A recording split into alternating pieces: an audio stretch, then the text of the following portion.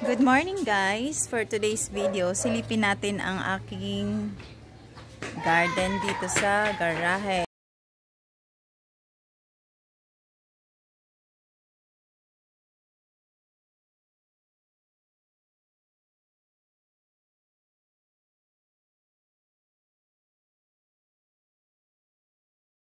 So, hello again. Ayun na yung garden ko dito sa garahe. So, kinulong ko na lang talaga. Inahayaan ko lang sana na open yan dyan kasi yung mga manok pwede dyang manginain sa gulay. Ay, ang problema doon, pag nandito sila, wala na akong mapipitas kasi ang ilang araw lang yan, nakalbo na yung mga gulay ko dyan. So, yan.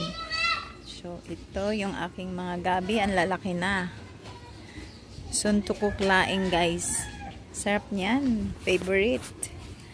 Laing. Ang lalaki na niya. Oh, ang dami pa. And then, ayan yung kangkong. Ang dami na ng kangkong ko. Nakakalbo ng mga manok yan. Kasi ang hilig talaga nila mga laykay, tuka-tukain. Pero kinakapagkain naman nila yun. So, okay lang sana yun. Kaso kami naman ang nawawala ng gulay. Ayan. Tapos, meron pa ako ditong dragon fruit. So, last year, like, pareho nitong mga months na to, na mumulaklak na yan sila. Yan. May dragon fruit din ako sa rooftop. So, yan. Namulaklak na yung nakarang araw dyan, pero namatay naman. Hindi tumuloy. So, dyan, pag dyan namumunga yan, yung bunga dyan, pinapapitas ko na sa kanila. So, dalawa kaming may-ari dyan.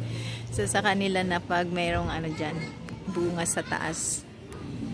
And then, here. So, ayan, oh, may gate na yan. Ay, pinto. Ayan, yung aking bell pepper. Katabi ng bell pepper is laurel, bay leaf. Ang hirap magpabuhay ng bay leaf kasi last year din bumili ako, hindi siya nabuhay. Ang mahal pa naman ng ano niya, yung seedlings niya or yung ganyan niya, ang mahal pag binili mo yung laurel. Pusan layo pa ng pinanggalingan. So, 4 yung kasabay niyan. Nasa taas naman sa rooftop, nasa paso. So, trinay ko lang siyang ilagay dito sa lupa. Ang bagal ng paglaki niya. Siguro mga February ko yan tinanim. Hanggang ngayon, parang isang dahon pa lang ang nadagdag dyan. And, ano ba ito? Basil. And then, this is cassava, kamuting kahoy. So, mga 5 puno yata yung kamuting kahoy ko. Bigay lang ng kapitbahay yung stem.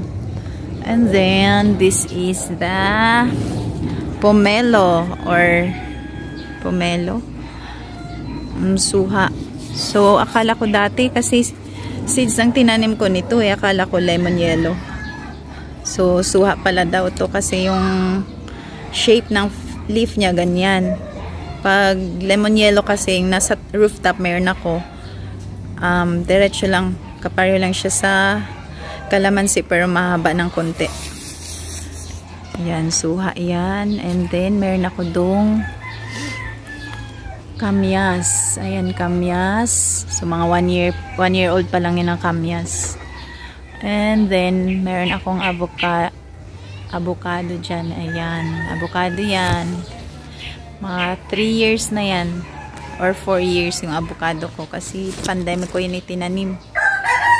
Kaya, mga ano na, ilang year na ba ang pandemic? 3 or 4 years na yan.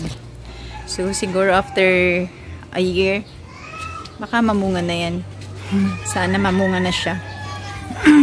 Para makatikim. Ayan lang guys, yun yung aking garden dito sa baba.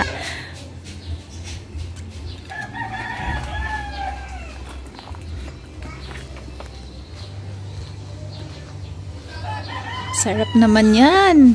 Excited na naman akong maglaing. Laing. So that's all for today's video. Thank you for watching guys. Paki-like na lang po ang aking video. Bye-bye!